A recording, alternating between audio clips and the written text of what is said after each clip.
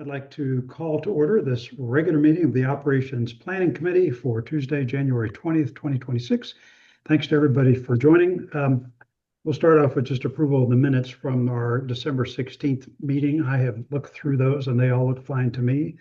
Does anyone have any edits, or could I get a motion to approve them? I only had the weeniest item, John. It was in my report, bullet 4. There was a reference to the Eco Citizens Club. It says ECHO. I think that's just ECO. ECO. Thank you. Okay. ECO. Got it. Okay. For ecology. All right. Could I have a motion to approve the minutes as edited? So moved.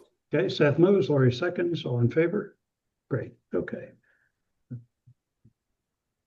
Okay. I'll go ahead and start with my report. A few things. First of all, on the 26th, which is a week from yesterday, I'm going to be on the RTM agenda, and I will be talking about this effort to take a look at our charter and town ordinances with the spirit of focusing on two things. One is improving the boards and commissions structure for the town such that it improves the volunteer experience. And so this will be clarifying our boards and commissions, sorting through and maybe reorganizing some of them, and certainly clarifying the missions and purposes of those committees, again, so that when volunteers sign up for something, there's great clarity in terms of what they're focusing on and what the purpose of those committees and boards is. And so anyway, take a look at that when I present that. So Seth, thank you for allowing me to be on the agenda, and I will try to make that as concise as possible. Second thing is I had a call this morning with Kevin LaRose. He's with the Connecticut Department of Transportation. He and I talk every couple of weeks about the Darien train station. They're about to start work on demolishing the west platforms, and he still thinks that a June completion date for the project is still possible. And as soon as the west platforms are taken down, work will start right away in terms of replacing those. And as I've said before, this part of the project should be easier just because they're not having to deal with the station and elevators and a lot of other complexities that they had on the east platform. So that's the quick update there. One thing related to that is that with the acquisition of the Kons lot, which is right there at the Darien train station, the commuter patterns have changed for getting to the station itself for New York bound commuters. And that's because the west platforms are now closed. So you'll definitely need to walk through the Kons lot if you're coming from either Leroy East or West, and walk through the lot to get around to the stairs that are over by the train station there. I think everybody's pretty much figured that out, but if not, just be aware that those patterns have changed. Lastly, as I announced at the Board of Selectmen meeting earlier this month, we have formally launched both an advisory committee on sidewalks as well as an advisory committee on conservation. And the purpose of those two committees, for sidewalks, obviously for how it's named, but we're looking to add to our sidewalk and pedestrian capacity in town. And then for the conservation committee, purpose of that will be to help us shape a potential conservation commission for the town of Darien. Both those are pretty important. We are looking for applications, so please drop me a note if you're interested. There's also a section on the town website under boards and committee appointments where you can find the application for all of that, as well as some other pretty important instructions. I'll be sending out a supplemental newsletter with information about this as well, but we're certainly encouraging people to please consider applying to these two important committees. That's it from me today. Does anyone have any questions for me? Just representation on these commissions from the RTM. I guess it would fit to just mention it, say, listen, if you'd like to be on it, or put your name in and get the form and etc. Yeah, for sure. We've already had, I know, one member from the RTM who'd like to be on the sidewalk committee, and I think that's important. He's spoken up a lot about it, so I am certainly supportive of him joining. I haven't heard same about conservation, but if there's somebody from the RTM who's got that interest as well, I think that's good. We have not defined membership for these committees because I want to cast a wide net. So certainly if anybody from the RTM's got something to bring to the table, I'd love to have that for both those committees. Well, it's great to participate. We have a lot going on. The discussions among the RTM are brisk and continuing. And so the chances are, if there's someone interested, they're in a good position to bring a lot to the table. Right. Good. Okay. So definitely from the RTM, that would be great. Other questions? All right, fantastic. I will go next to Robin, the Board of Education. Hi, I wanted to just give a quick update kind of on our current budget process, because that's basically what the Board of Ed has been doing over the past few weeks. In terms of the process itself, tonight we're going to be covering the special education and athletics budget, and next week on January 27th, we'll cover all of operations and also the capital budget. The Board of Ed will hold their public hearing on February 3rd and then do the budget vote on February 5th with our formal submission to the Board of Finance at their meeting on March 3rd.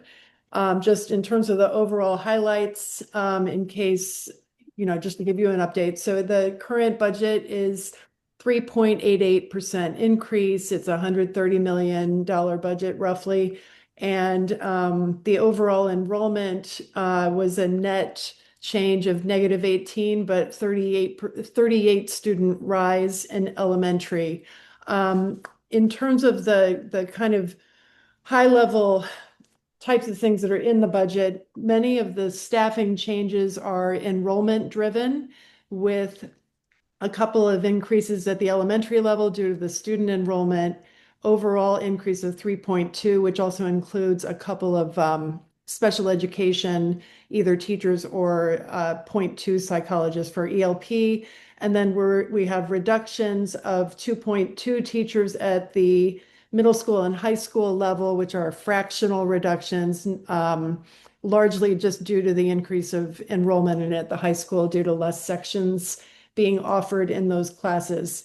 The overall the budget is really focused much more on academics and kind of instructional changes this year, with a high focus on the elementary K-3 literacy programs that are introducing Orton Gillingham, which is really geared toward increasing the phonics and phonemic awareness toward children that ultimately could help them in case they are on the road to having dyslexia or have it already. So that's something that can benefit all of the general education students that we're hopeful can have much more long-term benefits in the future.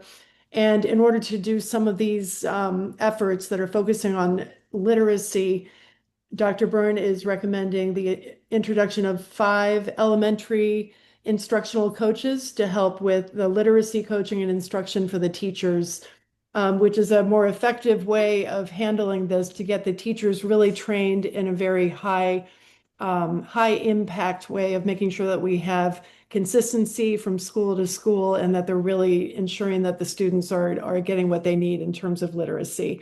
Operationally, we are proposing a move to self-insurance for the district, and Rich Rudel is projecting that we would save over $3 million over the next 3 years versus staying with the current plan with this type of design. If we had stayed with the current plan, our budget would have come in at a 4.74% increase, and we would have had to add an additional $1 million to the budget. So we're going to hear more about that next week, and have the opportunity to ask more questions on how that would work with the self-insurance type of. What day are you going to be discussing that, Robin? That would be on January 27th. It's the overall kind of operations and everything that falls under Rich Rudel. So we will most likely have a more lengthy discussion about self-insurance and how that would work. They also are recommending a move to a contracted third-party security firm, Alteris, which would provide a contracted on-site director of security, and then also all of the training, infrastructure, and resources that their firm provides for ongoing school security training for staff and everything. And this is a firm that Dr. Byrne had used previously at Rye, and it had been successful for him there. So that's the overall kind of highlights that I'd like to share. Okay. Are there any questions? Yeah, one question for me for Alteris.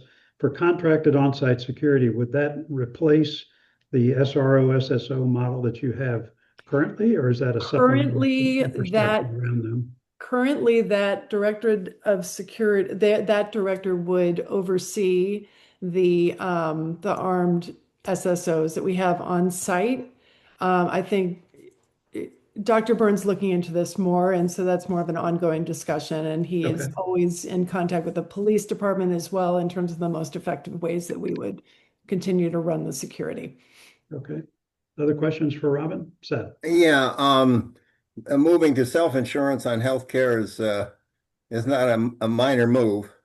I just wondered if that implies a change in insurers as well. I mean, if you're self-insuring, then somebody's running it for you. Yes, they would use a third-party administrator. It would continue to be with Anthem, which is who we currently use for a full benefit plan, but they would be a third-party TPA to do all the claims processing and all of that for us. But in addition to that, part of the budget includes 3 additional contracted employees that I believe would work on behalf of the TPA for our claims management. And that's something that we will be discussing further next Tuesday.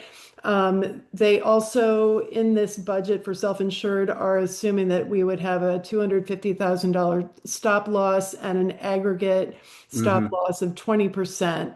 One of the reasons that they feel more comfortable moving to this model right now is because the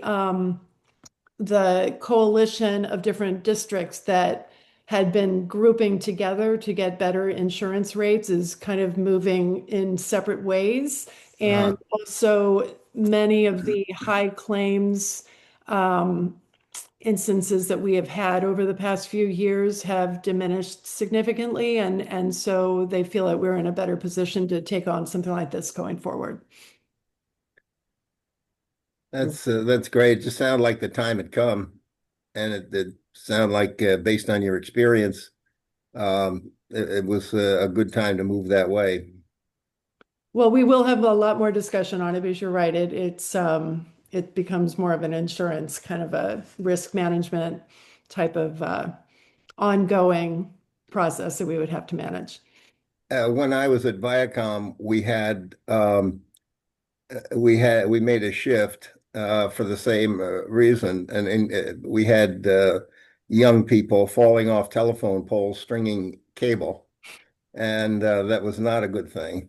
So in addition to changing to self-insurance model, we also got into a heavy-duty training program, safety program, which saved us a lot of money. And so that's, I have a little knowledge of a little is dangerous, but at least I appreciate the vision. Thank you.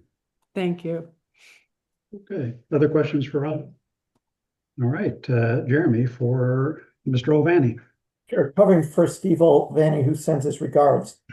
We talked about 2 things, which we talked about at many meetings, but they're really significant changes going forward, which you've heard about before. The first is the Plan of Conservation and Development. The Commission's meeting pretty much every month to discuss various draft chapters and input and feedback from the consultant, Hardesty Hanover.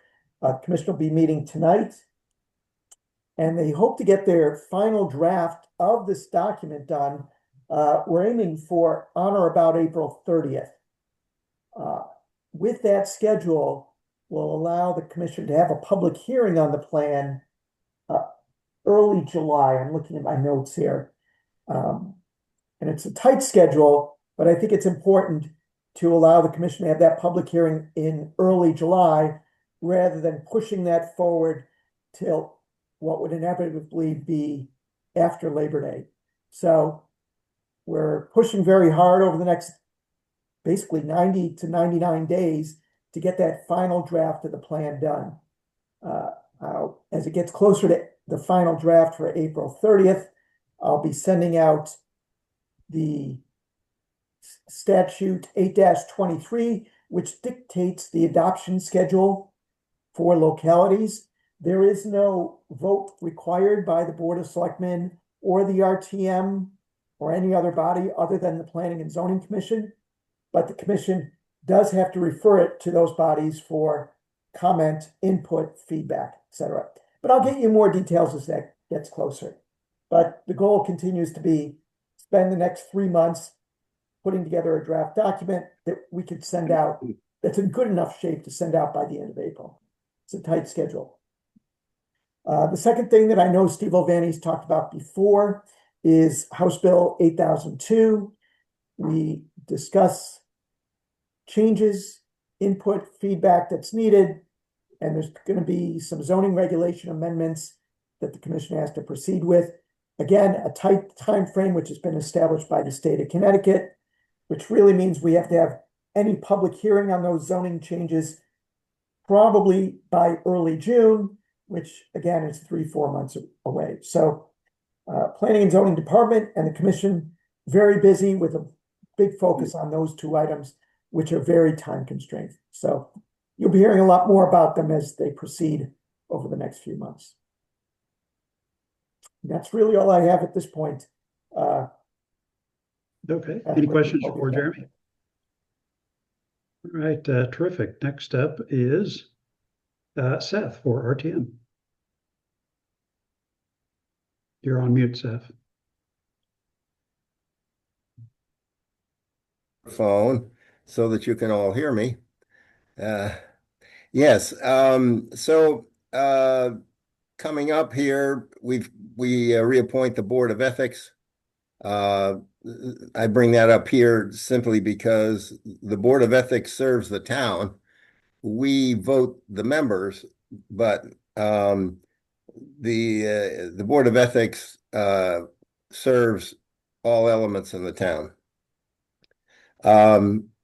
We'll do a special appropriation for $27,000 to it just 27 just puts it over the border for the RTM. So we'll for updating the property and topographic survey of Great Island. And our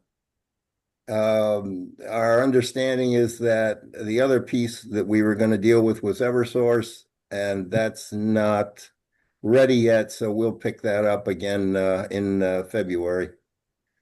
And then we have an address from the first selectman. Ta-da! One thing that would help is if I could be towards the end of your agenda, just because we've got a Board of Selectmen meeting that night as well. Try to get through that as quickly as possible, and then we'll come join you as soon as. Well, there are 7 items on the agenda, John, and guess who's number 7? Okay, well, I know you don't like to be long-winded at these meetings, but maybe. Well, we see a thinning of the crowd. Sometimes we have to say, oh, hey, you in the back, sit down.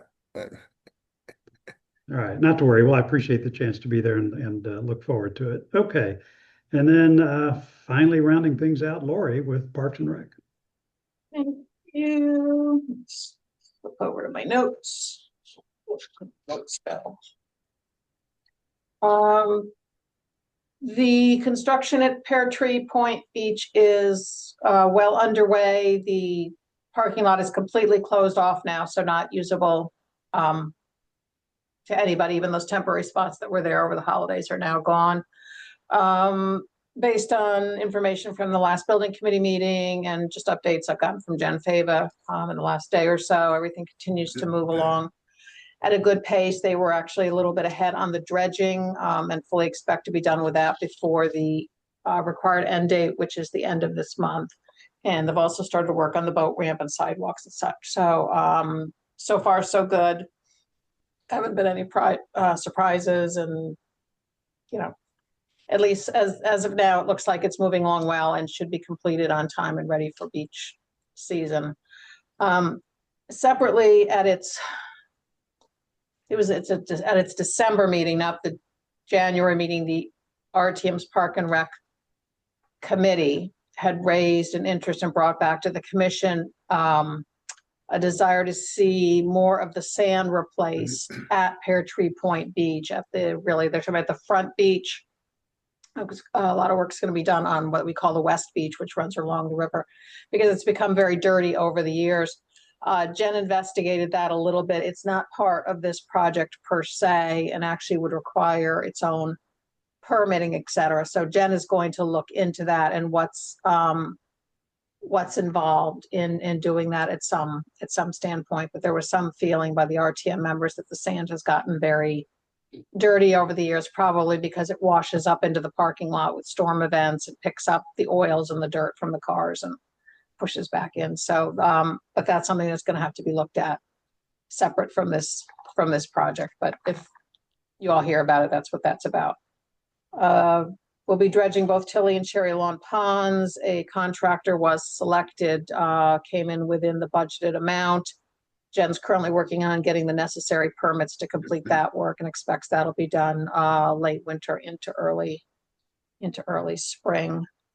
She's also been in the middle of hiring. She has hired, and an individual has started for the position that primarily will be responsible for running the town summer camps that were previously handled by the youth department. That person has arrived and is up and running. And then she has an accepted offer for a second person who would be replacing the position that Cassie Scholl had. That offer has been accepted. They're going through the background. So